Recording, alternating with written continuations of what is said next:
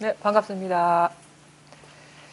오늘 서장 99번째죠. 99번째 시간입니다.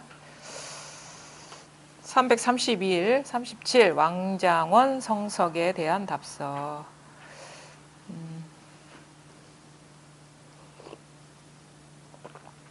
우리가 그 법에 대해서 사실은 한마디도 얘기할 수가 없잖아요. 그래서 여러분들 많이 그런 말씀을 들어보셨고, 사실 이렇게 표현할 수가 없어요. 그래서 뭐다라고 얘기하면 다 이게 망상이고 뭐 그거는 환상과 같은 일이고 그럴 만한 게 이제 있는 게 아니거든요. 다 분별 의식이고. 그래서 그 많은 그 어떤 선지식이나 이런 그 법을 이렇게 안내하는 분들이 말씀은 그런 식으로 이제 대부분의 경우에는 이제 어떤 언어를 부수는 망상을 부수는 어떤 표현하는 그런 그 모든 그런 언어나 뭐 행위나 아니면은 그런 뭐 생각 이런 거를 그냥 가차없이 부숴버리거든요. 그래서 이제 입도 뻥끗 못하게 하는데 물론 그게 그 공부 과정 중에 그런 방편이 아주 적절하고 효과적인 그런 시기가 있어요. 그래서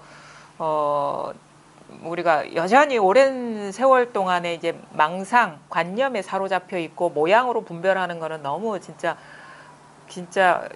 어떻게 보면 자동화되다시피 이렇게 익숙한 거거든요. 뭐 하나 자극만 일어나면 딱 생각으로 분별하고 그걸 알려하고 대상으로서 이렇게 그 어떤 존재로 인정하려 하고 그런 습관이 이렇게 강한데 우리가 그래서 언어로도 할 수 없고 어떤 행위로도 표현할 수 없고 손으로도 잡을 수 없고 얻을 수 없다라는 말이 많이 쓰이죠. 공부하는 것 과정 중에. 근데 이거는 이게 이 법은 그렇게 언어로 표현할 수 있는 건 아니지만 우리는 그런 식으로 이렇게 이해하고 받아들이면 어떻게 되냐면 없는 줄 알아요. 이게 없는 줄 안다고. 아무것도 없는 줄 안다고. 그게 그 어떤 부수는 방편의 어떤 한계예요. 그게. 왜냐면 뭐라도 입만 뻥끗하면은 뭐 틀렸다고 아니다 하고 그분이 뭐 공부가 안 된 분도 아닌데 자꾸 이렇게 그 묻는 질문이거나 어떤 행위로 보이거나 그럼 다 틀렸다 하거든요. 그러면 그런 거를 우리가 이제 자기 스스로가 공부가 분명하지 않으면 그거 없는 줄 알아. 이런 게 없는 줄 알아. 그냥 이게 공상이구나. 우리가 소위 이제 불교는 이제 공사상이다. 그러니까 이거 아무것도 없는 거를 그냥 우리가 이거 도라고 얘기하는구나라고 이렇게 착각하는데 그건 착각입니다. 그건 착각이에요. 그게. 그러니까 이거는 진짜 우리 스스로가 그런 그 분별 망상에서 탁 노연하게 되고 벗어나게 되면은 모든 언어와 행위와 모든 분별이 다 이거예요. 이게 드러나야 되거든요. 그러니까 모든 것에서 장애가 없다라는 이 말 하면 꿈 같은 것이기 때문에 장애가 없다라고 그렇게 생각하면 안 돼요. 모든 게 다 이것이기 때문에 장애가 없는 거예요. 모든 게 다 진실하고 이게 다 본성이 일이기 때문에 장애가 없는 것이지 없기 때문에 걸림이 없다 이게 아니에요. 없기 때문에 걸림이 없다라는 건 여전히 분별에 떨어져 있는 거야. 우리가 장애가 없다, 걸림이 없다. 그래서 우리가 진짜 공부가 되냐면 뭐냐면 선을 그거에 비유하거든요. 선이라는 건 뭐냐? 우리가 살아있는 물고기가 팔딱팔딱 뛰는 거와 같다 이렇게 표현하거든요. 선이라는 건 고요하고 아무것도 없는 상태를 선이라고 얘기하지 않아요. 그거는 고사선, 죽은 선이고 진짜 선, 우리가 깨닫고자 하는 거는 활활 발발하게 살아나는 게 그게 진정한 어떻게 보면은 공부가 이게 된 거거든요. 따로 뭐 우리가 깨달음이라고 할 것도 없다라는 이 말도 어떻게 보면은 어느 공부 과정 중에 필요한 말이지 깨달음이라고 할 것도 있다 하든 없다 하든 다 깨어 있는 거예요. 다 살아 있는 거라. 그러니까 깨달음이라는 거에 매여 있기 때문에 깨달음이라는 게 없다라고 하는데 진짜 깨달음이라는 어떤 분별될 만한 대상이 아무것도 없음을 스스로 깨닫게 되면 깨달음이 있다 해도 깨어 있는 것이고 살아 있는 것이고 깨달음이 있다 해도 깨어 있는 것이고 살아 있는 거에서 살아나야 되는 거예요. 살아나야 돼. 죽으면 안 돼요. 다 부셔가지고 아무것도 없는 그런 그게 공이라는 거는 아무것도 없다라는 건 공이 아니라 공상에 빠져 있는 거야. 그건 이건 공상도 아니거든. 그 공상이라는 거, 공이라는 것조차도 사라져 버린 자리에 이게 활활 발발하게 살아나는 것이지 많은 경우에 공상에 빠져 있는 게 많아요. 그래서 공에 떨어졌다 하거든요. 선에서는 공에 떨어진 사람이 상에 떨어진 사보다 더 구제하기 어렵다 해요. 이건 공이 아니라 공도 어떻게 보면 마지못해 제시된 방편인 것이지 이건 어찌 공이 이게 아니면 공이라는 게 가능하겠습니까? 이게 살아나는 거예요. 활활 발발하게. 그러니까 우리가 어떤 이 심경이 드냐면 이것도 물론 경계이지만 공이니까 허무하고 비어있고 아무런 생기가 없고 죽어있고 이게 아니에요. 매사에 살아있는 거예요. 살아있고 깨어있고 활활 발발하는데 걸리지 않는 거야.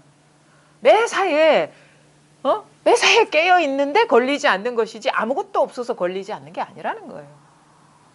그러니까 공부를 하시는 분들이 이게 중도라는 게 그거거든요. 중도라는 거는 뭐냐? 공도 아니고 상도 아닌데 이게 공과 모양 상이 양 측면인 거예요. 근데 상이 아무것도 없는 데서 상이 끊임없이 일어나고 있다는 거 이게 없으면 상이 일어날 수가 있냔 말이에요. 그림자와 같고 환상과 같은 것이 끊임없이 그래서 풀무에 비유하거든요. 풀무는 풀무질을 계속 풀무질하면 활활활활 이렇게 불이 붙으면서 막 어떤 물건들을 만들어내잖아요. 쇠붙이를 녹여가지고 뭐 호미도 만들고 낫도 만들고 막 그거잖아요. 온갖 것을 다 생산해내고 다 이게 깨어 있는 거거든요. 기틀, 그러니까 기틀이라 하고 엔진이라 하는데 물론 그것도 그런 식의 뭐가 있는 게 아니에요. 그러니까 죽은 공이 절대 아니라는 거예요. 살아있는 공이지. 그러니까 살아있는 공이라는 거는 공이라고 뭐 아무것도 없다 그게 아니에요. 죽음을 말하는 게 아니에요. 정멸이라는 거는 깨어있는 거예요. 열반이라는 거는 깨어있는 것이 살아있는 것이지 그러면 죽어버리면 돼. 아무것도 없는 그런 공부를 하려 하면 뭐 굳이 그렇게 어렵게 공부를 합니까? 그럼 죽으면 그런 게 없잖아요. 근데 우리가 진짜 이 삶 속에서 아무런 게 사실 있는 그대로 이게 실상이긴 한데 있는 그대로의 실상이 이렇게 깨어있는 살아있는 어떤 뭐라고 할 건 없지만 환상이 있다라는 것은요. 이게 아무것도 없다는 그런 얘기가 아닙니다. 아무것도 없으면 환상도 없어야지. 근데 왜 끊임없이 환상이 일어나고 망상이 일어나고 감정이 일어나고 행동이 일어나고 하늘이 저기 파랬다가 뭐 검했다가 왔다 갔다 하고 비도 내렸다가 낙엽도 떨어졌다가 새싹이 돋았다가 이게 죽어 있습니까? 그게 물론 이제 근본 자리가 비었다 하지만 끊임없이 사계절이 변화한다는 건 이게 뭐라고 할 수 없는 엔진이 가동되고 있다는 얘기거든. 우리가 그래서 그런 식으로 공상에 빠진 것도 사실은 공사상, 공이라는 게 불교다, 마음은 없다 이런 식에 빠졌어도 주장자를 맞을 일이다. 죽비 맞을 일이다 이거예요. 그래서 이게 공부도요 이렇게 치우치지 않게 이렇게 해야 돼요. 뭐 다 부시는 공부만 해도 공에 빠질 수가 있고 그렇다고 해도 이것이다 저것이다 해도 그거 상에 빠질 수가 있거든요. 산이 아닌지 알아야 예. 공이 살아있다는 걸 알 수 있잖아요. 그러니까 공부의 궁극은 뭐냐면 산이 아니라는 그 말의 진이 있죠. 산이 아니라는 거를 알아야죠. 그 과정 중에 있는 것인데 그 공이라는 게 만약에 법이다라고 한다면 산이 아니다에 머물러 있는 거예요. 어떤 면에서 보면. 공부가 중간에 도중의 일이라는 거죠. 도중의 일이라는 거거든요. 근데 그게 공부인 양 그렇게 얘기하고 제시되는 게 공부의 궁극인 양 여기면 아니라는 거. 그것도 망상이거든. 생각이거든요. 생각해야지. 그것도 사실은 그런 것도 방편의 말이라는 거는 뭐냐면 머릿속에 담아두지 말라는 거예요. 그래서 사실은 공에 빠졌다라는 거는 공견에 빠졌다는 거예요. 이게 다 공이다라는 거 자기 어떻게 보면은 자기 스스로가 공부가 이거 아무것도 없는 거야라고 그런 관념을 갖고 있다면 진공이 아니라 공견에 빠져 있는 거예요. 공견. 공이라는 견해에 빠져 있는 거예요. 근데 우리가 공이라는 견해를 이 공부라고 착각하지 말라는 거죠. 얼마나 깨어 있는데 이게 살아 있는데 얼마나 활활 발발한데요. 그래서 제가 보기에는 공부를 어떻게 해야 되느냐? 일단은 이게 일단 이 소식이 와야 돼요. 깨어 있는 자리가 드러나야 돼. 그냥 그 어느 분별에도 물들지 않는 이게 드러나고 나서 이제 그 다음 공부가 뭐냐? 이것에 분명하게 밝혀지는 것, 드러나는 거를 가로막고 있는 그 어떤 견해, 그걸 뭐 삿된 견해죠. 그 지견이 부서져 나가는 거거든요. 그러다가 어설프게 머물러 버리면 안 돼요. 공이라는 것도 그러니까 다 부순다고 능사는 아니야. 왜냐하면은 부순다라고 하는 거는 여전히 부수는 주체가 남아 있는 거거든. 부술 이유도 없는 거예요. 나중에 결국. 근데 여전히 그런 식의 다 쓸어버리고 다 치워버리고. 저도 사실 공부 과정 중에 그런 경험이 있거든요. 그러니까 어느 시점 되니까 이제 다 이게 다 꿈이고 환상이고 이거 아무것도 없네, 공이네. 이게 이제 빠져들었던 것 같아. 근데 그때 진짜 어떻게 보면 임자를 만나야 되는데 그렇게 싹 쓸어버려도 안 된다는 거죠. 이게 물론 그 말의 의미가 뭐냐면 제대로 어떤 지견이 다 사라져버리면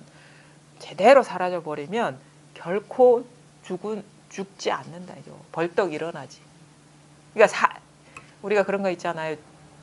죽는 거에 치우친 공부라고 생각하지 말고 막 죽이는 것, 부수는 거는 살리기 위해서 하는 제시라는 걸 아셔야 되는 거예요. 그러니까 공부가 그것도 참 이게 어떻게 보면은 참 미세하거든요. 미세. 자기가 지금 그 정확하게 명확하게 지금의 공부가 뭐에 기대고 있고 의지하고 있는지 사실 잘 몰라요. 지나보면 알아.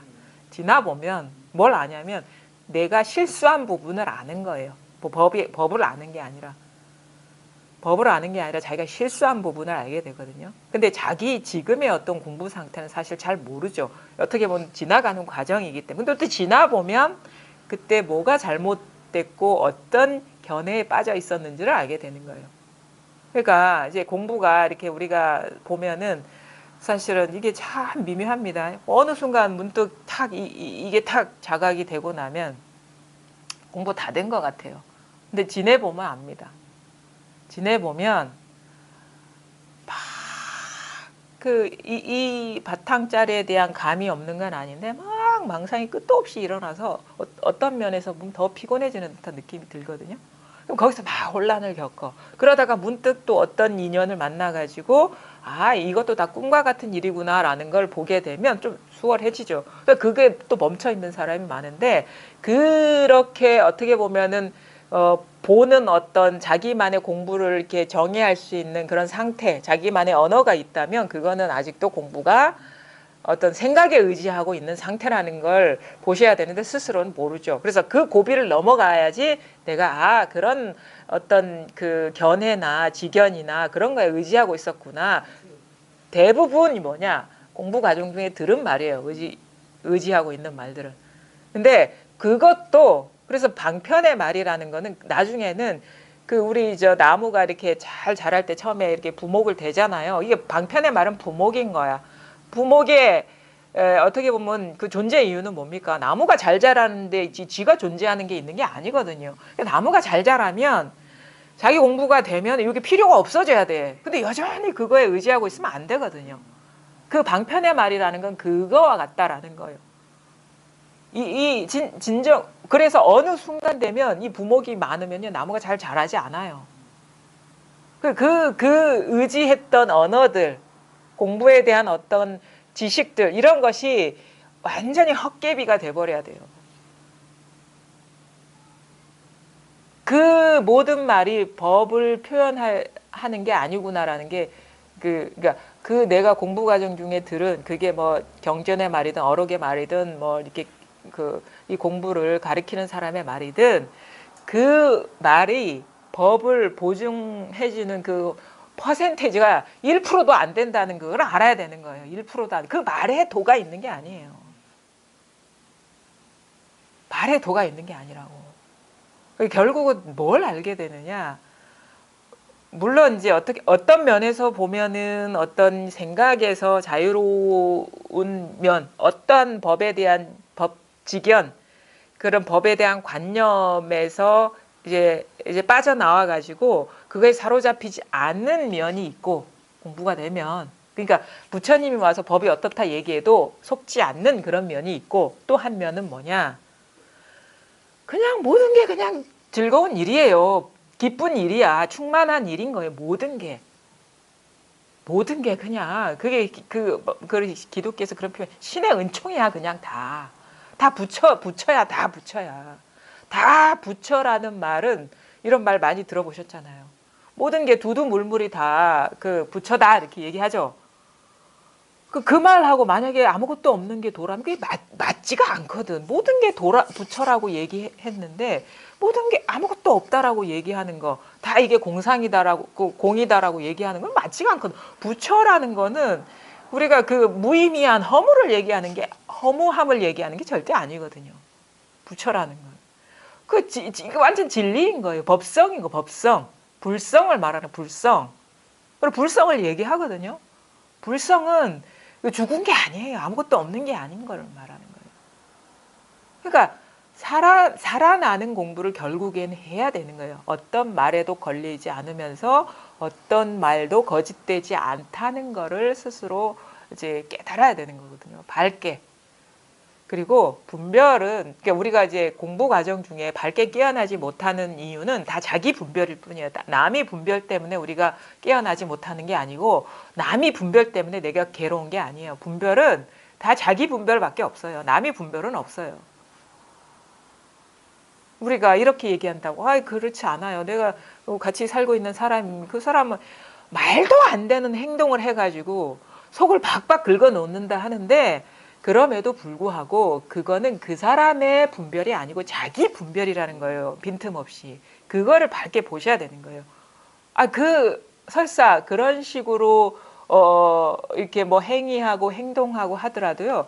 그게 행위가 됐든 언행이 됐든 말이 됐든 그건 다 자기 표현이거든요.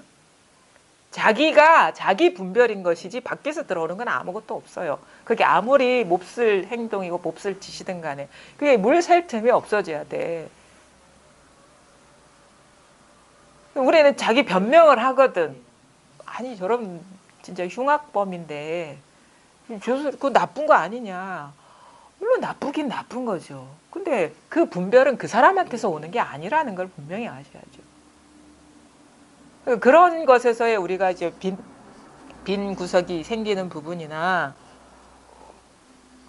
그런 건데, 그래서 이게 진짜 결국에 와서는 이것뿐이거든요. 이것뿐인데 이거는 진짜 어떤 움직임이나 소리나 그런 걸 말하는 게 아니에요. 근데 이렇게 어찌 이게 깨어 있지 않으면 이게 망상이 일어나겠습니까? 이게 이 움직이겠습니까? 그러니까 거울은 죽은 거울이 아니라 이거지. 거울이 시시때때로 깨어서, 거울이라고 할 물건은 없지만 시시때때로 깨어서, 아니 나는 뭐에서 이 깨어 있음을 확인하냐면 막 생각이 일어나는 데서 이 깨어 있음을 확인하거든요.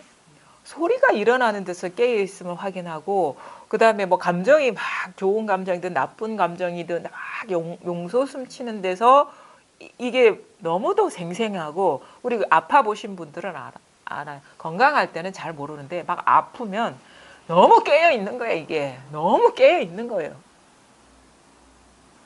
이 통증이나 우리가 뭐 이렇게 고통이나 이것이 이것을 증명하는 거를 알거든요. 그래서 이 깨어 있음이 천지사방에 충만한 거예요. 아니 저만 느끼는 게 아니잖아요. 좀 거짓말 좀 하지 마십시오. 이렇게 깨어 있잖아요. 지금 이렇게. 근데 여기에서 아무것도 없어? 이걸 어떻게 없다고 얘기할 수 있어? 이게 아니면 없다 하는 것도 불가능하지. 공이야? 불교가 공이야? 공사상? 이게 없으면 어떻게 공사상이라는 그 망상이 일어나겠습니까? 그래서 결국에는 이게 확실하게 살아나야 됩니다. 예외 없이. 그래서 이 확실하게 살아나지 못하는 이유는 뭔가 자기도 모르게 관념에 갇혀 있기 때문인 거예요. 그래서 그걸 뭐라고 선사들은 얘기해. 눈에 티끌 하나가 있으면 허공꽃이 난무한다. 뭔가 시야를 가리고 있는 뭔가 무슨 얇은 막 같은 게 있는 거야. 그게 관념이거든요. 관념. 그게 남아 있으면 환하게 안 보여요. 이게 살아날 수가 없다고. 근데 그게 어느 순간 딱 떨어져 나가야 되거든요. 그러면 확 살아납니다. 살활자제해지는 거예요. 살활자제. 그래서 선은 죽은 게 아니다. 결국. 이게 어떻게 죽은 겁니까? 이게 어떻게 죽은 겁니까? 물론 소리를 가리키는 것도 아니고 사물을 가리키는 것도 아닙니다. 근데 가만히 있는데도 이렇게 소리가 들리는 이유는 뭐란 말입니까? 내가 듣지 않는다 하더라도 들리는 이유는 뭐란 말입니까, 이게? 여기 뭐라고 잡을 건 없지만 그렇다고 해서 없다고도 할 수가 없어요. 왜? 없으면 이게 일어날 수가 없거든요. 이 마음 거울의 반영이거든요. 이 소리가 됐든, 모습이 됐든, 움직임이 됐든, 생각이 됐든, 감정이 됐든, 여기에 뭐가 있습니까? 이거는 한 생각 일으켜서 이렇게 깨달을 수 있는 게 아니에요. 오히려 완전히 쉬어야 돼. 완전히 마음을. 쉰다는 게 뭐냐? 생각으로 찾으려고도 하지 말고, 어떤 감정 상태로 찾으려고도 하지 말고, 지식으로 찾으려고 하지 말고, 아니면 눈에 보이는 것에서 찾으려고도 하지 마라. 그 마음을 탁 놓아버려라. 뭔가 자기도 모르게 이 생각이나 감정이나 아니면은 사물을 따라가는 마음을 탁 멈춰봐라. 그 말에 떨어지지 마라 이렇게 얘기하거든요. 말에 떨어지지 마라. 말에 사로잡히지 마라. 언어에 사로잡히지 마라. 생각에 사로잡히지 마라. 감정에 사로잡히지 마라. 이 눈에 보이는 어떤 형태나 모양에 사로잡히지 마라. 소리에 끌려가지 마라. 이 깨닫지 못하는 이유는 뻔해요. 생각에 끌려가거나 감정에 사로잡혀 있거나 눈에 보이는 사물에 빠져 있거나 소리에 끌려가거나 마음이 자꾸 새나가는 거야. 근데 그 모든 노력을 탁 놓아버리면 저절로 저절로 해서 오히려 뭐가 어렵냐면 노력하는 게 어려운 게 아니라 그 노력을 쉬는 게 어려운 거예요. 우리가 평생을 노력하면서 살아왔기 때문에. 그래서 우리가 탁말하는 것도 마찬가지거든요. 뭐가 분별이 견해가 남아있다는 거는 아직도 여전히 이 의지하고 있는 관념이 있는 거예요. 집착하고 있는 관념. 잡고 있는 관념이 있는 거거든요. 그거를 그래서 공부가 되면 될수록요 절대 남을 보지 않게 됩니다. 자기 안에서 뭐가 일어나고 있는지를 잘 보고 뭐가 속는 게 있는 게 뭐가 있는지를 잘 보는 거예요. 그러니까 공부라는 것이 우리가 이렇게 도라는 것이 워낙에 이 포장이 잘 돼 있어가지고 도인의 풍모라든가 도인의 언어라든가 도인의 행위 같은 거에 그 많은 어떤 그 신비스러움이 있잖아요. 그러면은 자기도 모르게 이 정도는 행동해야 되지 않을까? 이 정도는 말을 해야 되는 게 아닌가? 이 정도는 대꾸할 수 있어야 되지 않나? 이 정도는 마음이 고요해야 되지 않나? 이런 식의 자기 나름대로의 어떤 그 깨달음에 대한 어떤 그 관념? 자기만의 틀을 갖게 되거든요. 그리고 워낙에 이쪽 분야가 이 깨달음의 분야가 너무 신성치되어 있고 아무나 범접할 수 없는 세계처럼 더 포장이 잘 돼 있기 때문에 그 어떤 아우라 그런 것 때문에 더 우리가 그런 그 모양적인 면에 많이 젖어 있어요. 근데 그게 공부 아닙니다. 지난 시간에도 제가 말씀드렸는데 이 공부는 뭐냐면 자기를 보는 것이고 자기 정체를 꿰뚫는 것이에요. 자기가 누구인지를 보는 것이고 자기 정체가 드러나는 것이고 그러면 뭐가 드러나느냐? 자기만 드러나는 게 아니에요. 세계의 정체가 드러나는 것이고 이 세계의 참모습이 드러나는 거예요. 근데 어떤 게 통로가 되느냐? 공부의 자기가 통로가 되는 거예요. 타자가 통로가 되는 게 아니에요. 자기 근본으로 들어가 버리면 그게 우주의 근본과 만나게 되는 거예요. 근데 우리는 자꾸 이 시선이 자기를 향하지 않고 자꾸 밖을 보거든요. 그러니까 공부라는 이름으로 뭐 진짜 뭐 법력이 어떤 분이네, 뭐가 공부가 몇 년 하신 분이네, 뭐 누구랑 뭐 선문답했는데 뭐 몇 번을 패스했네, 이런 게 빠져 있는데 그게 자기 환상이지. 자기 환상 아닙니까? 그 사람의 환상입니까? 그 사람의 법력입니까? 다 자기 마음에서 일어난 투사인 거거든요. 그러니까 제가 보기에는 그런 식의 어떤 그 환상을 갖고 있는 사람은 뭐랄까, 이 공부를 순수하게 접근하지 않는 사람인 거예요. 뭔가 어떤 그 에고 자아의 어떤 이로울 것 같으니까 접근하는 거야. 그러니까 자꾸 자기 이 모양이 있는 거에 빠져. 모양은 사실 분별심이 에고예요. 에고 모양이라는 것은 모양에 집착하는 것은 에고만이 할 수 있는 거예요. 법은 원래 그런 거 없어요. 모양에 자꾸 어떤 드러나는 형상이나 그런 보여지는 그거에 관심을 갖는 거는 에고만 그럴 뿐이 법은 관심 없어요. 법은 보이거나 안 보이거나 아무 상관없는 일이에요. 왜? 여기에선 다 평등하거든. 뭐 추한 거와 아름다운 것이 다 평등한데 특정한 거에 치우치겠습니까? 근데 에고만 자기를 기준으로 해서 뭔가 더 돋보이고 더 드러내 보일만 하고 더 빛나고 더 그럴듯하고 더 신비스럽고 다른 사람과 다른 어떤 능력적인 면을 갖추고 있는 그 부분, 그거에 관심이 있어. 에고가 살아있기 때문에 그런 거죠. 자꾸 자기 존재감 부각시키고 싶은 거예요. 이렇게. 그게 그러니까 어떻게 보면 에고의 변형인 거예요. 대상화에 자꾸 마음이 가고 그 빠져든다는 거는 대상에 모양에, 응? 그게 뭐 정신적인 것이든 물질적인 것이든 자꾸 그거에 마음의 촉이 가고 그거에 의지해야지 뭔가 자기 존재, 뭔가 든든한 느낌이 들고 그런 거는 그거는 법의 차원의 일이 아닌 거예요. 근데 많은 사람들이 어떻게 하는지 아세요? 법이라는 이름으로 그런 식의 모양을 집착한단 말이에요. 그게 자기 꾀에 자기가 넘어가는 줄 모르는 거예요. 그래서 공부가 되면 될수록요, 이게 뭔가 드러내 보여주고 싶고 자랑하고 싶고 그다음에 남들보다 높게 평가받고 싶고 이런 마음들이 점점 사라지죠. 그러면 점점 사라질수록 어떻게 돼? 점점 편해져요. 남의 평가나 그런 어떤 그 시선에 마음이 없어지기 때문에 마음이 쉬워지는 거야. 인연의 마음이 쉬워지기 때문에 그 남들이 손가락질을 하든 칭찬을 하든 나는 아무 상관없는 일이 되니까 그게 더 쉬워지는 거거든요. 우리가 그러니까 그런 거 있잖아요. 칭찬이 주는 고통, 응? 박수가 주는 번뇌가 있어요. 그거에서는 벗어나고 싶지가 않거든요. 우리 그 자아가.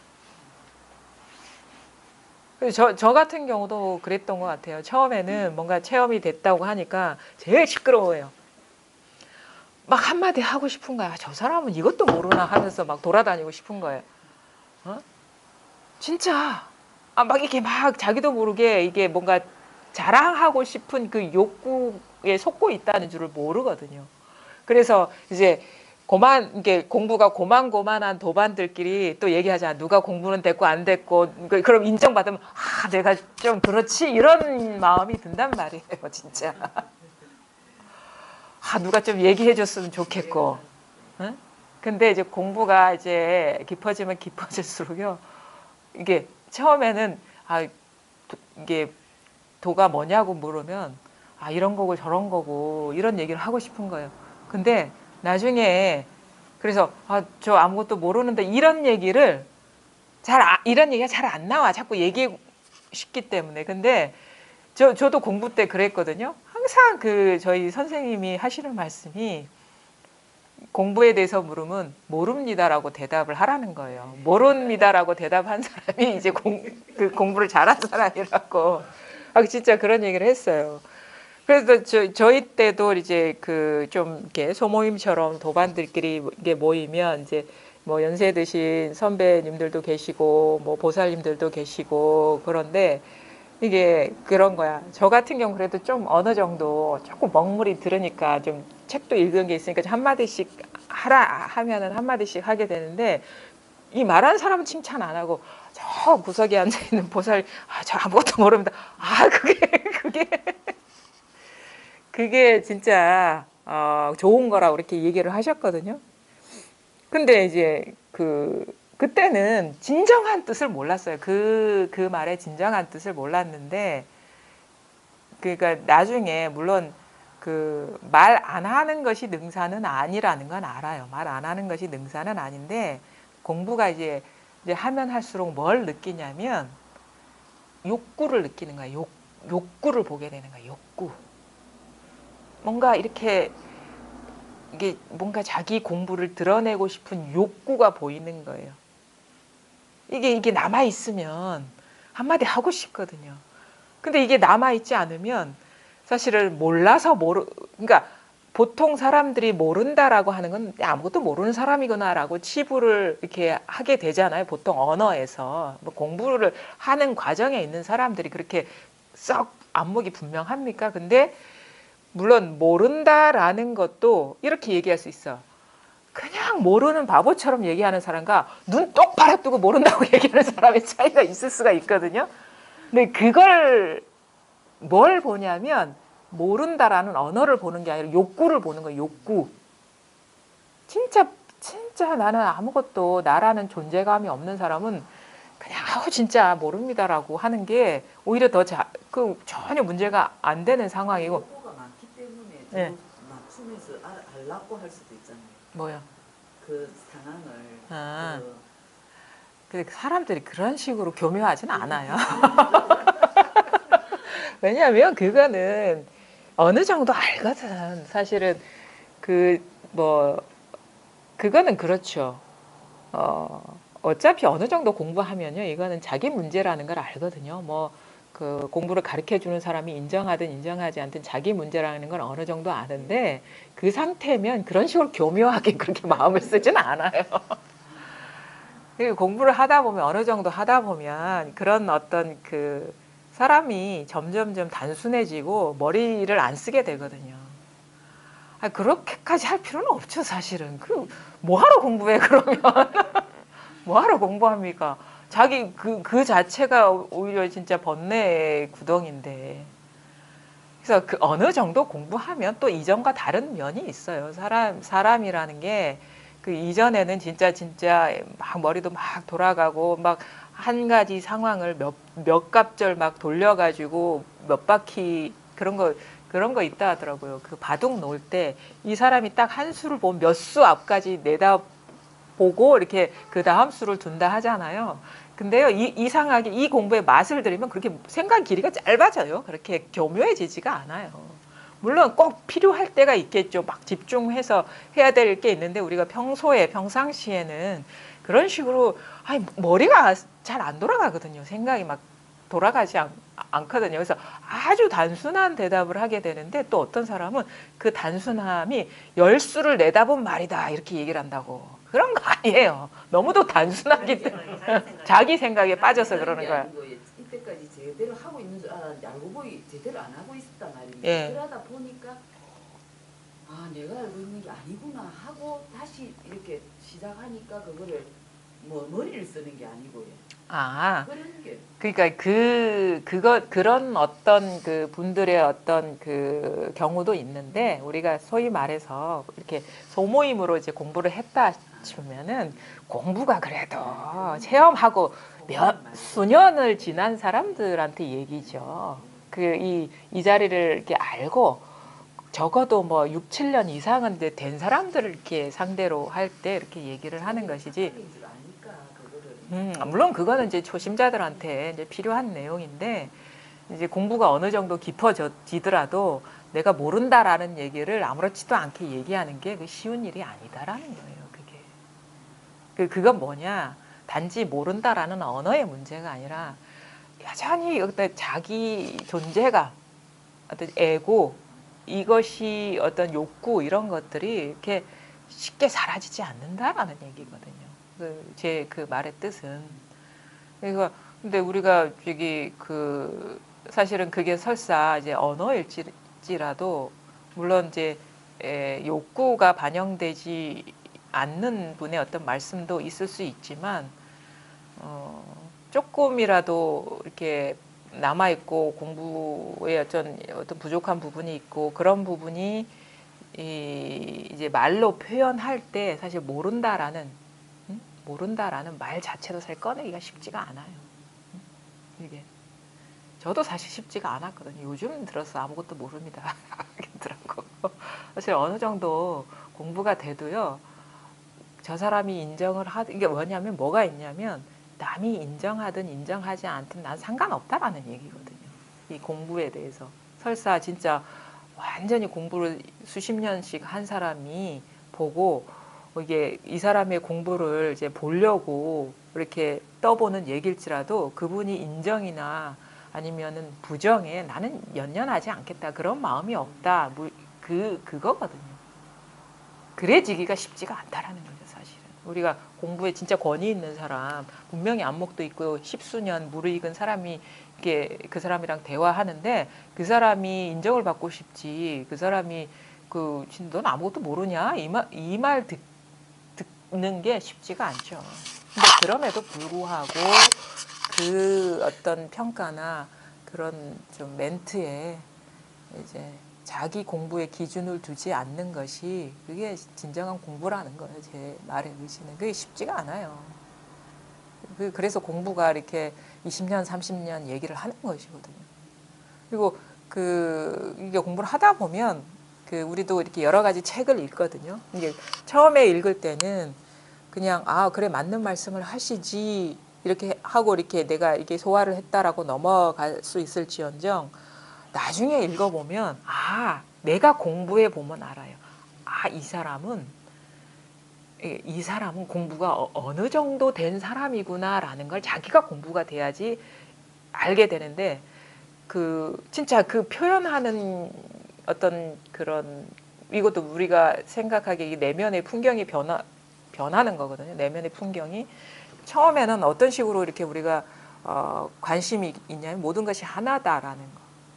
모든 것이 다 하나의 평등성에 관심을 두게 되죠. 하나의 평등성. 근데 이 평등한 것이 나중에는 자유자재해져야 되거든요. 살활자재해져야 돼요. 하나로 싹 다 묶어서 이렇게 우리가 소위 화투 칠 때 퉁친다 하죠. 그 시점에 공부가 있고 나중에 그게 공부의 과정 중에 있는 것이고 완전히 차별을 막 거침없이 쓰는데 병등해야 됩니다. 차별을 막 거침없이 해서 화도 내고 뭣도 하고 막 우리가 인간으로 살아가면서 막 경험하는데 그런 과정에서도 자기 스스로는 이렇게 병등해져야 되는 것이거든요. 근데 우리가 하나로 퉁칠 때는 어떻게 보면 분별, 차별상이 모호해요. 근데 어느 정도 이게 이거져 가지고 이제 공부가 좀 뭐랄까 자유자재하고 원만해지면 막 인연 따라서 활발하게 이게 차별지를 구사하더라도 아무런 미동이 없는 거야. 차별이 없는 거야. 스스로한테는. 그런 식의 어떤 내면의 이렇게 공부의 변화? 그건 자기가 알거든요. 나중에 어떻게 되냐면 뭐야 그냥 모든 게 다 하나야. 이런 것에서 하나하나가 막 빛나.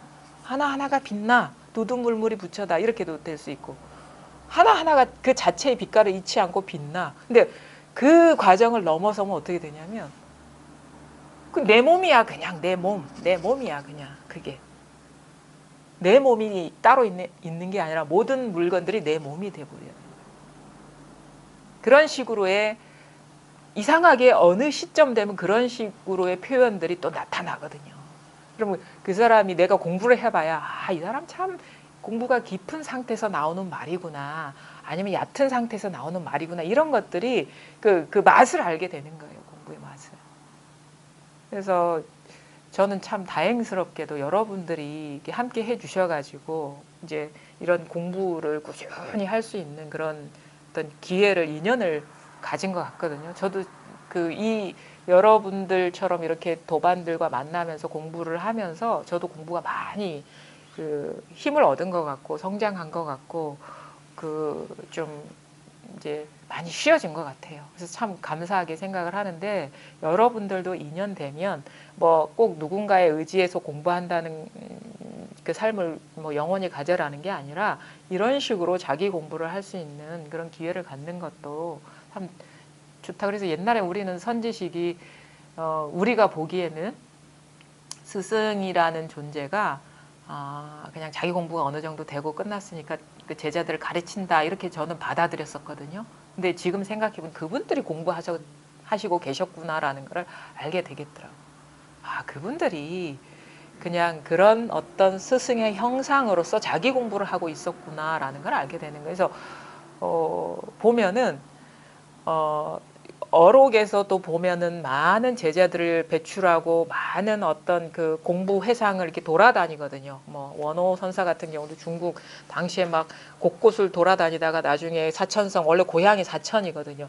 거기서 막 중국 이렇게 천하를 뭐 물론 이제 다 돌아다닌 건 아니겠지만 주변을 돌아다니다가 그 자기 고향으로 돌아가셔가지고 거기서 이제 입적하셨고, 대해 같은 경우도 막 돌아다녔어요. 막.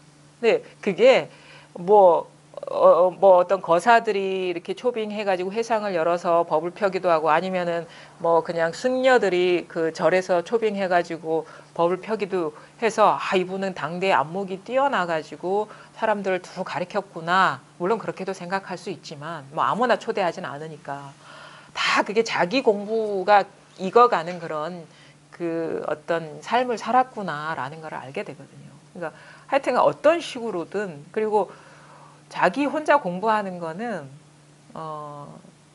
뭐랄까 힘이 조금 약한 것 같아요. 그래서 우리가 인간의 삶 중에 가장 큰 고가 뭔지 아세요?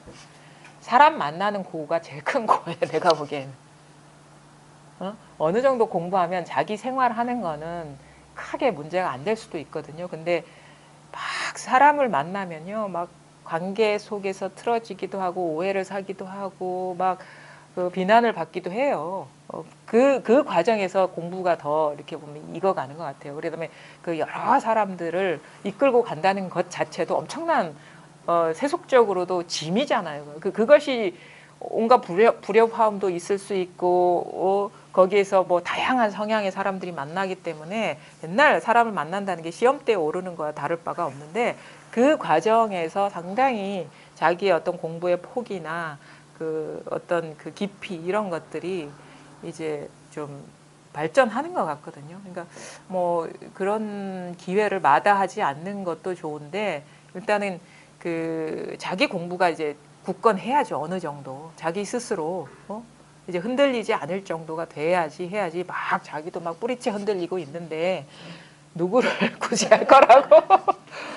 그거는 이제 어불성설이고, 그러니까 공부를 그만큼 깊이 하라는 얘기예요. 폭넓게 하고. 그리고 자기 어느 정도 공부가 되면 사람들이 알아봐서 자꾸 괴롭혀요. 흔들어요. 왜냐면 공부 기회를 준다고 그렇게.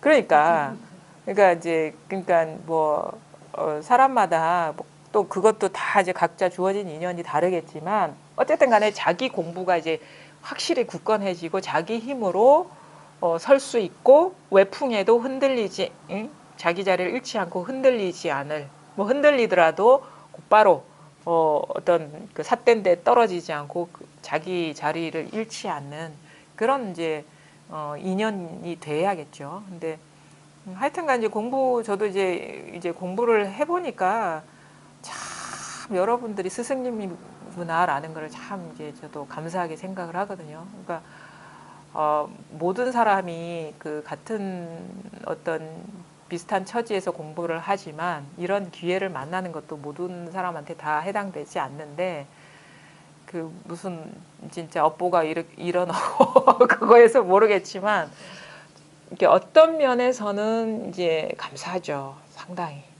어떤 면에서는. 왜냐하면 다른 거 다 떠나가지고 공부를 참 깊이 할 수 있는 인연이 주어졌다는 거에 대해서 더 깊어질 수. 왜냐하면 이런 어떤 모임을 하지 않은 한은 이 모임을 한다면 자기 공부가 항상 분명해야지 이게 끌고 갈 수가 있는 거거든요. 자기 흔들리면 이게 진짜 술 취한 코끼리처럼 이게 중심을 이렇게 왔다 갔다 해가지고 이게 자기 스스로도 힘들 뿐만 아니라 남들도 괴롭히는 일이 되니까.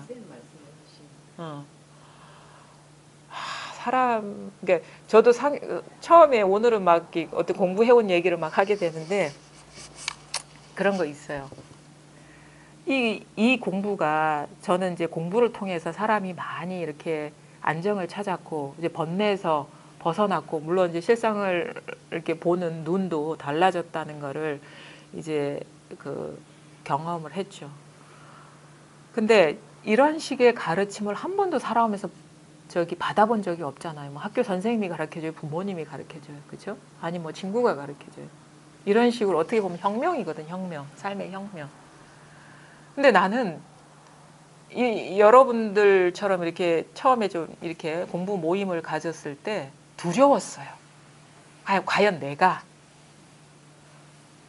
경험한 변화를 이분들한테 줄 수 있을까, 과연. 믿기지가 않는 거예요.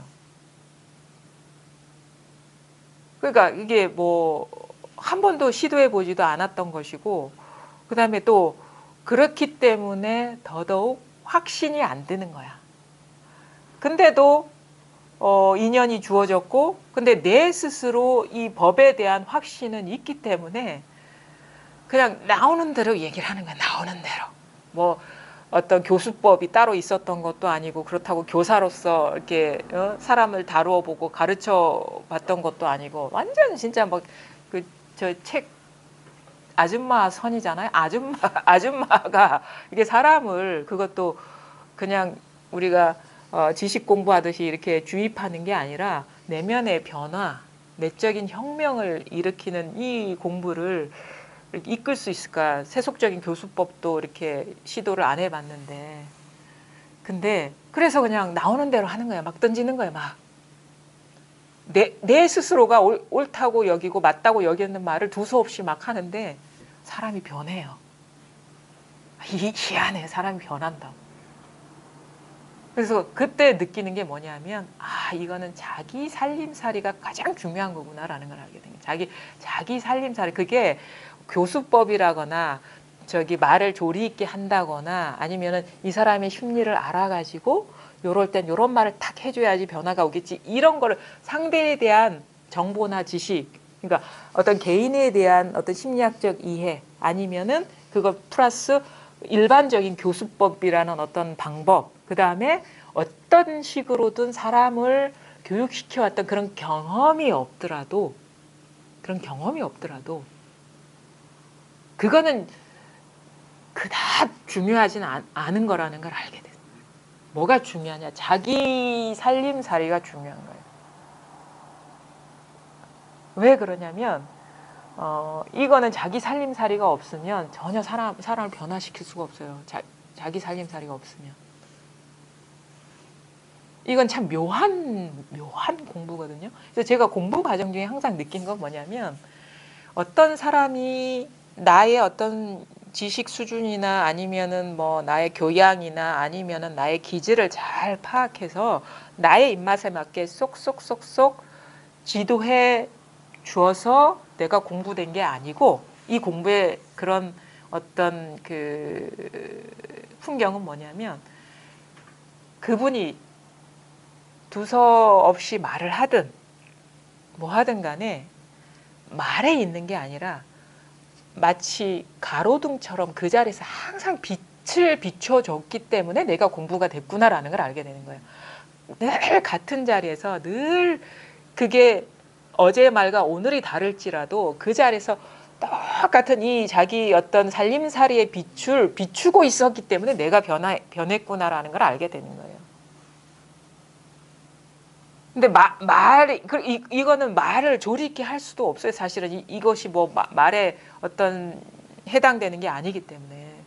근데 그 중요한 건 뭐냐면 이 사람이 그냥 가만히 그 자리에서 그게 표현이 뭐 적절하게 되든 아니 사람을 개인적으로 잘 이해해가지고 그 알맞게 뭐 방편을 쓰든 어쨌든 간에 그거는 두 번째 문제고 뭐 그게 가미되면은 또 많은 사람들을 제도할 수가 있겠는데 그렇다고 해서 그것이 중요한 부분을 차지하지 않는다는 걸 알아요. 그렇죠. 진짜 자기 확신이 있고 자기 분명함이 있느냐가 가장 중요하다는 걸 알게 되는 거예요. 예. 그러니까 그래야지 사람이 변해요. 사람은 진짜 어떻게 보면 어떤 면에서 보면은 좀 여우와 같은 면이 있어요. 그러니까 자꾸 의심. 근데 뭐에대해서 의심을 푸냐면 진실성에서 의심을 푼다는 걸 알게 돼요. 막 미사여구나 그럴듯한 말이 아니라 진짜 이 사람의 어떤 진실성. 그거에서 그 의심이 녹아내지 저리 있게 말을 잘한다고 해서 그 사람의 의심이 풀리는 것은 아니라고 봐요. 그런 선생님 알아보고 싶은 네. 그런 마음이 네. 있더라고요. 네. 그리고 또 이 진실성은 어떤 진실성이냐면 우리가 보통 세속적으로 말하는 진실성, 그러니까 그 어떤 선함, 그거하고 다른 차원의 얘기인 거예요. 이거는 법에 대한 어떤 진실성이고 자기 확신이 또 있어야 되는 거거든요. 여기에 이 법에 대한 진실성은 확신이 아주 중요한 부분을 차지하는 거예요. 네. 사회적으로 말하는 어떤 선함이나 그냥 숨기지 않고 얘기하는 거랑 다른 차원이 뭐냐면 확신이 있어야 돼. 힘이 있어야 돼. 힘. 법에 대한 힘이 있어야 된다는 거죠. 그러면 아무 말 안 하고 그냥 맨날 손가락만 들어도 통한다니까. 그리고 구지 스님 맨날 손가락만 들었다 하잖아요. 좀 하면서 손가락만 들었는데 이게 예사 힘이 아닌 거야 이게. 그리고 30년을 들기도 힘들어요. 이게 자기 안목이 없으면 자꾸 이게 올라가는 게 이게 자꾸 스스로가 의심하게 되는 거야 손가락을.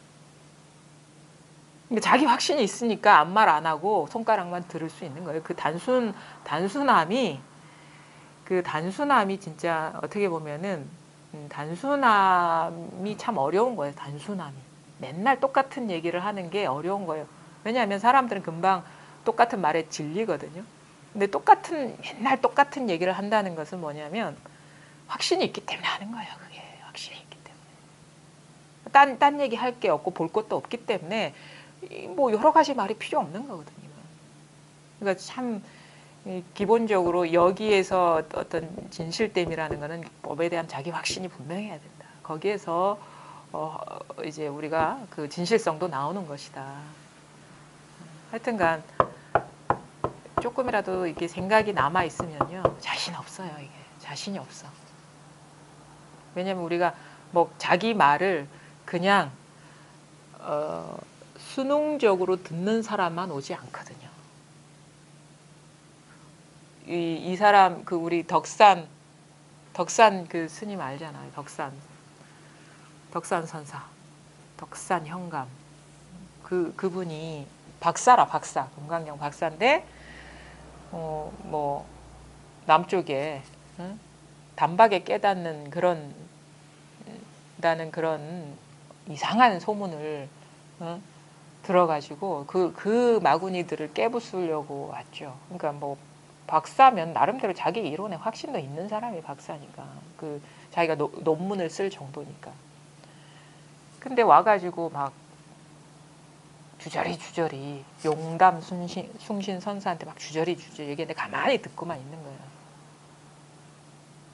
막 단박에 깨달을 수 없다. 공부는 이런 것이다라고 막 얘기를 했을 거 아닙니까? 그러니까 이 사람의 법을 부수려고 온 거지. 이 사람이 생각하는 법이라는 거를. 어떻게 공격하려고 온 거예요. 법을 물으려고 온 게 아니라 인정해서 온 게 아니라 너를 부수러 왔다 이거죠. 그럼 그 사람이 이렇게 고분고분 하겠습니까? 그런 식으로 덤비는 사람 앞에서도 흔들림이 없이 똑같은 얘기를 할 수 있어야 되는데 똑같은 살림살이를 얘기할 수 있으려면 자기 확신이 없으면 힘든 거예요. 그게 사실은 공부가 되는 거죠. 그게 사실은 공부가 되는 것이고 뭐 그런 인연 저런 인연을 이제 만나면서 이제 공부가 되는 것이고 뭐 또 사람 만나면서 또 사람에 대한 이해도 하게 되고 그러면 조금 더 이전보다 좀 알아듣기 쉽게 그 사람이 잘 이렇게 뭔가 자기 생각을 놓아버릴 수 있게 유도할 수 있고 그런 공부를 이렇게 사람들을 만나다 보면 그런 건 생기거든요. 그러니까 그거는 이제 부차적인 문제고 이제 자기 확신이 있어야 되는 것이고 하여튼간 다른 거 없어요. 사실 이런 얘기 할 필요도 없는 거잖아요. 그렇죠? 그거 다 뜬구름 같은 얘기야. 그거는 다 누가 언제 그런 공부 모임을 해왔단 말입니까? 또 이런다고 카카시를 그렇게 열불을 내면서 막 얘기를 하더니 이게 또 입을 싹 쓸어버리네. 근데 그 원래 그런 겁니다. 이 공부를 하는 게 싹 쓸어버려야 돼. 싹 아무것도 남아 있는 게 없어야지. 우리가 이거 이렇게 마시잖아요. 마셨다 올렸다 내렸다 막 손을 쓰다가 어떻게 돼? 확 놓아버려야지 손이 이제 종도 칠 수가 있는 거야 이렇게. 근데 여전히 이걸 잡고 있으면 이거 어떻게 칩니까 이거. 마치 그런 거와 같은 거거든요. 막 얘기를 하다가 이게 사실 이거 잡고 있는 것도 아니죠. 그냥 인연이 돼서 얘기를 하는 건데 순식간에 이거는 뭐 아무것도 뭐가 이게 어찌 물건입니까? 이게 어찌 객관적으로 존재하는 겁니까? 내가 분별하지 않으면 이게 어떻게 있는 겁니까? 잡고 있을 때도 비었어요, 사실은. 이게 잡고 있을 때도 빈 거라고. 꼭 놓아버려야지 빈 게 아니라. 잡고 있을 때도 비었다. 우리는 공부 과정이 처음엔 어떻게 돼? 있다라고 여기죠.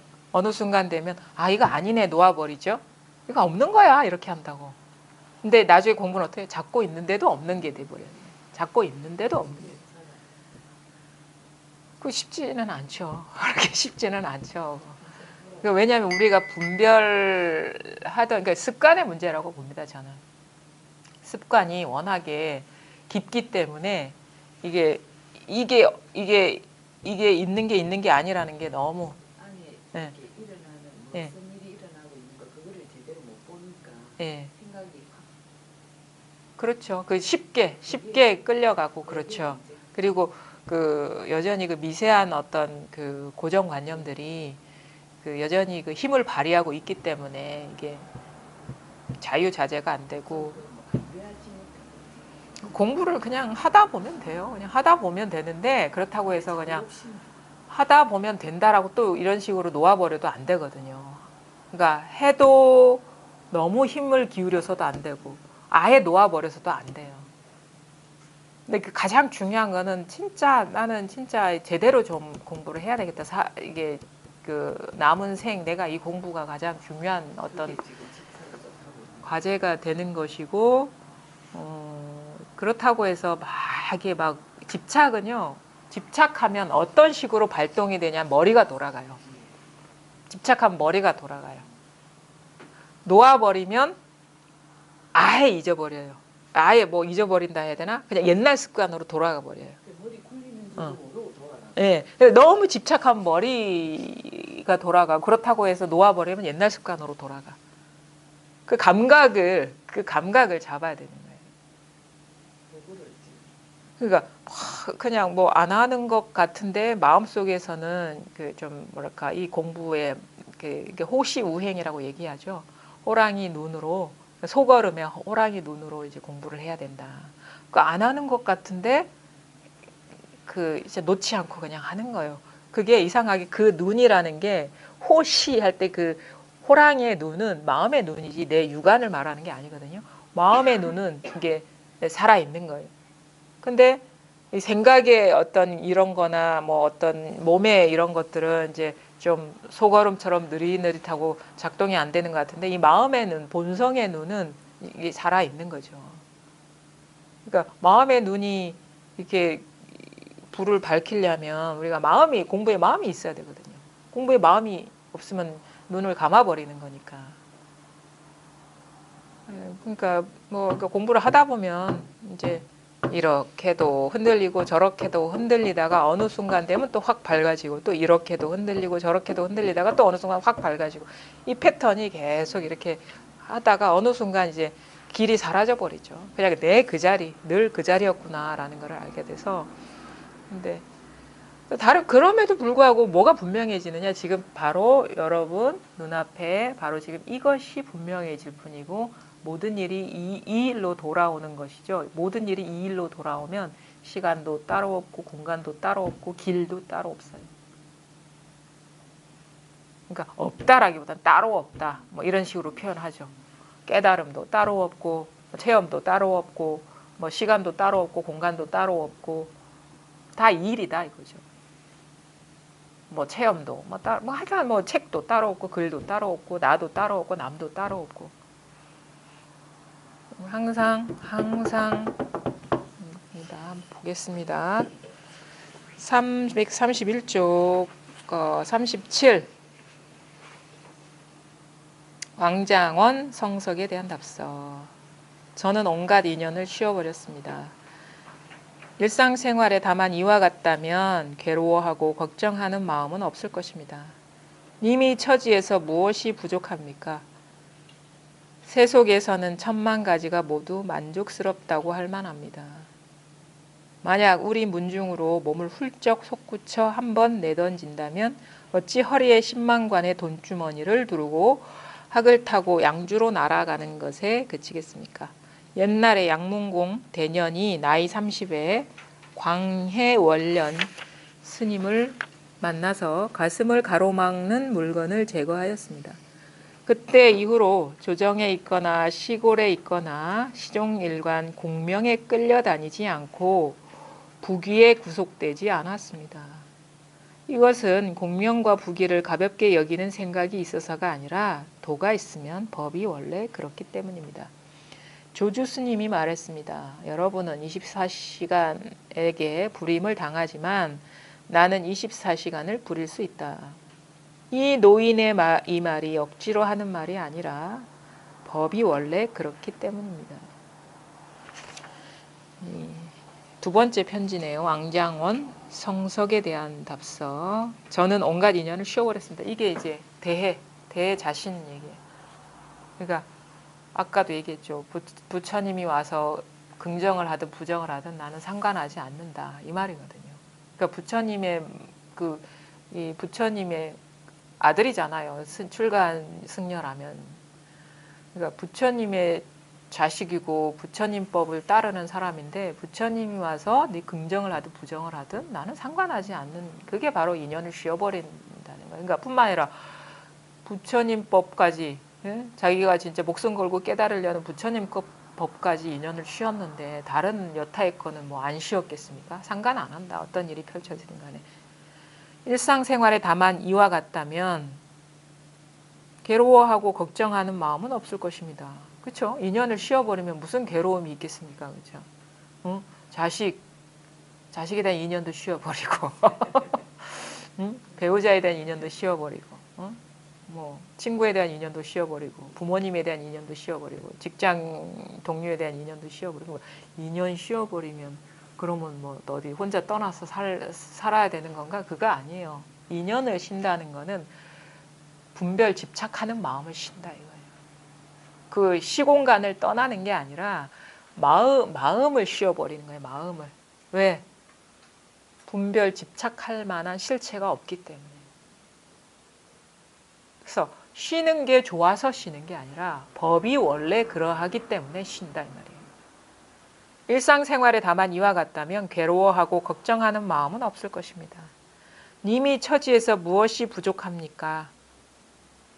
세속에서는 천만 가지가 모두 만족스럽다고 할 만합니다. 그러니까 이 왕장원 성석이라는 사람이 세속적으로는 남부러울 게 없는 그런 처지에 있는 사람인 것 같아요. 지금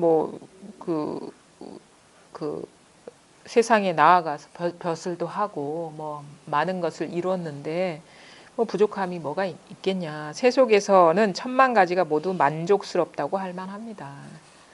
만약 우리 문중으로 몸을 훌쩍 솟구쳐 한번 내던진다면 어찌 허리에 10만관의 돈주머니를 두르고 학을 타고 양주로 날아가는 것에 그치겠습니까? 이게 참 어떤 설화 얘기를 얘기한 거거든요. 우리 문중으로 몸을 훌쩍 솟구쳐 한번 내던진다. 그러니까 이 자리를 깨닫는다면 어찌 허리에 10만관의 돈주머니를 두르고 학을 타고 양주로 날아간다. 이게 여러 가지 이야기가 이렇게 이어진 거예요. 어떤 이야기 있었냐? 태평광기라는 그 책에 나온 내용인데 이 사람들이 모여가지고 모임을 했는데 자기 소원을 하나씩 얘기해 보기로 했어요. 그래서 어떤 사람이 첫 번째 사람이 이렇게 얘기했어. 나는 양주의 자사가 되고 싶다. 요즘 말하면 그 도지사, 양주 지역의 도지사가 되고 싶다, 지사가 되고 싶다 하니까 두 번째 사람이 나는 10만관이 돈주머니를 허리에 두르고 싶다. 두 번째 사람이 이렇게 얘기했어요. 세 번째 사람은 뭐냐? 나는 학을 타고 하늘을 올라가고 싶어. 네 번째 사람은 이 얘기를 했어. 나는 허리에 10만관의 돈주머니를 두르고 학을 타고 날아올라 양주로 가고 싶다. 이렇게 얘기한 거예요. 그러니까 말하자면은 그 세상의 최고의 어떤 그 세속적으로 어떻게 바랄 수 있는 거를 다 얘기를 한 거죠. 참 욕심도 많다. 그렇죠?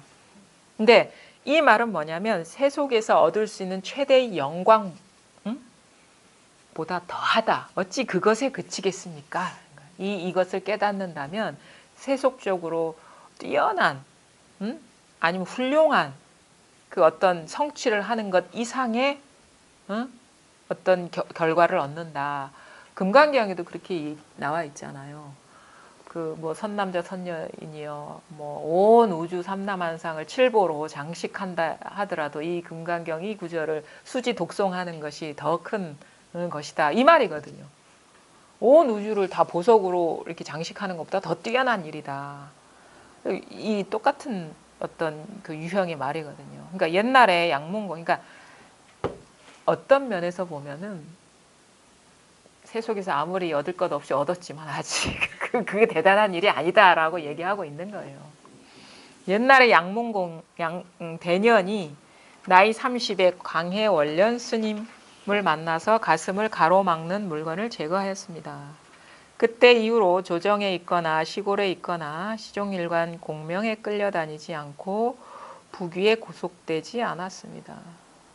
이것은 공명과 부귀를 가볍게 여기는 생각이 있어서가 아니라 도가 있으면 법이 원래 그렇기 때문입니다. 그러니까 그 여기도 아마 서장에도 나오는 것 같은데 양대년이라는 사람이 30살에 이 사람도 이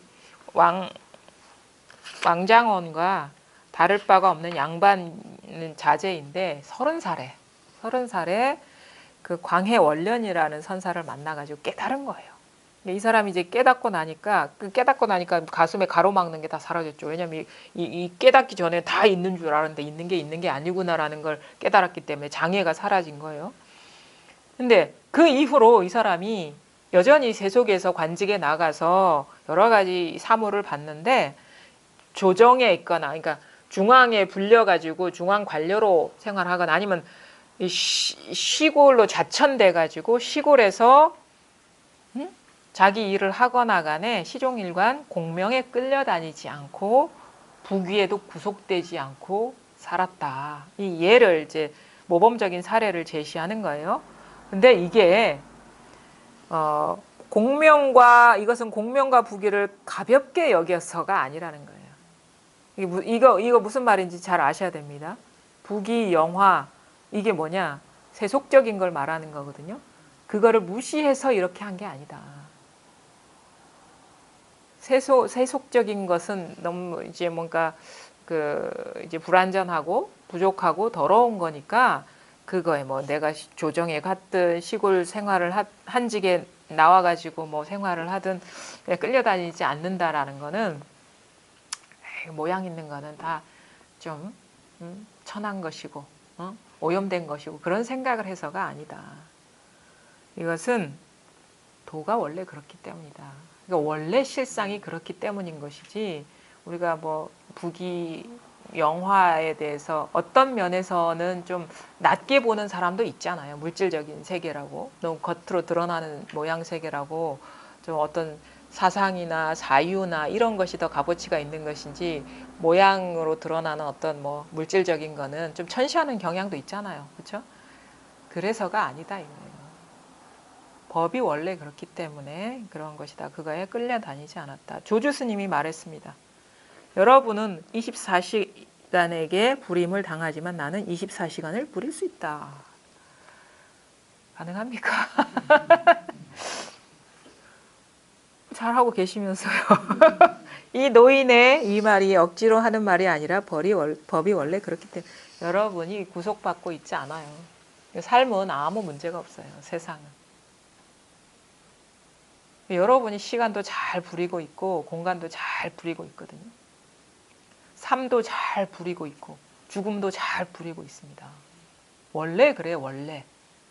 원래 그런 것이지 뭐 특별한 능력이 있고 특별한 사람만 하는 게 아니라 잘 부리고 있는데 자기가 잘 부리고 있는 줄을 모르는 거예요. 잘 쓰고 있고, 그러니까 우리가 뭐 이런 말도 하죠. 뭐 책을 읽으려면 힘이 있어야지, 그래야지 네가 경전을 굴리고 어록을 굴린다. 아니에요. 여러분이 다 잘 굴리고 있어. 원래 잘 굴리고 있는 줄을 모르는 거예요. 지금 스스로가 모르는 것일 뿐이지 착각을 하고 있는 거예요. 시간과 공간 안에 우리가 살고 있는 게 결코 아니라는 거예요. 그게 나로 인해서 시간이 되는 것이고 내 마음으로 인해서 공간이 되는 것이고 내가 분별하니까 경전이 있는 것이고 내가 분별하니까 뭐 어록이 있는 것이잖아요. 내가 그거 굴리는 거 아닌가요? 뽀조시 잘 쓰고 잘 굴리고 있으면서 저는 그걸 못하고 있습니다. 좀 거짓말 좀 하지 마십시오. 그렇게. 이게 어떤 자만의 결과물이 아니라 법이 원래 그래요. 법이. 이게 참 미묘하거든요. 그래 내가 굴리고 있어라고 얘기하는 거와 법이 원래 그런 거는 또 다른 차원의 얘기예요. 우리가 말로 그래 내가 굴리고 있어 하는 거와 법이 원래 그런 건 또 다른 차원의 얘기예요. 그게 또 공부의 차이겠죠. 네. 사실은 뭐 내가 굴리고 있다는 말 우리 감히 잘 못하죠. 그렇죠? 근데 원래 잘 굴리고 있고 그 사실을 그래서 그 과정이 뭐냐? 내가 잘 굴리고 있어와 법이 원래 그런 것의 차이는 뭐냐면 깨달으면 법이 원래 굴리고 있는 것, 법이 원래 그렇다는 것을 잘 알게 된다. 오늘 막 여러 가지 이제 두서없이 이제 말씀을 드렸거든요.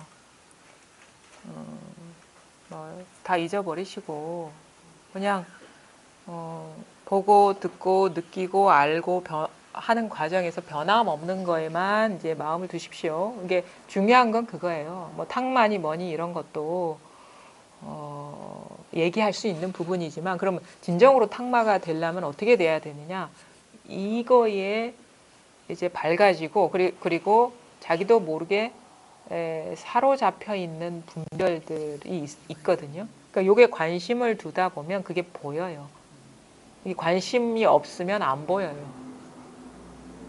그러니까 말하자면 이게 여기에 관심을 두고 잘 보다 보면 이제 어느 인연이 때가 되면 이제 미세한 어떤 망념들이 이제 떨어져 나가거든요. 근데 여기에 이 자리에 관심 없으면 딴 데 관심 있으면 이제 요 미세한 것들을 못 보게 되죠. 미세한 어떤 직연이나 이런 것들. 그런 거 없습니다. 그냥. 그래서 저도 그랬어요. 처음에 딱 체험했을 때 그냥 다 믿어버릴 걸. 진짜 그런 말이 나와요. 이게 그냥 하는 얘기가 아니라 진짜 이것뿐이네. 나중에 분명해지는 건 뭐냐? 진짜 이것뿐이네. 이거 외에는 아무것도 없네가 되는 것인데 그때는 여전히 뭔가 분명하지가 않았던 것 같아요. 그러니까 자꾸 뭐 이게 뭔가 또 따로 있는 것 같은 그 미진함이 남아서 여기도 기웃거려보고 저기도 기웃거려보고 무슨 말 하나 호기심도 가고 그랬는데 그런 게 이제 사라지죠.